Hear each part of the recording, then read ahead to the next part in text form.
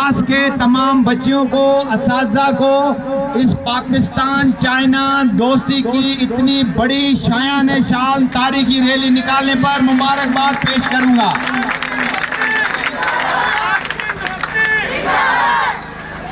मेरी प्यारी बच्चियां, मेरे बच्चे, मेरे असातिज़ा इकराम, मेरी टीचरें, मेरी बहनें, ये आप देख रहे हैं कि इस धूप में ये तासुर दे रही हैं कि पाकिस्तान चाइना दोस्ती अजीम से अजीम तर है, अजीम से अजीम तर है।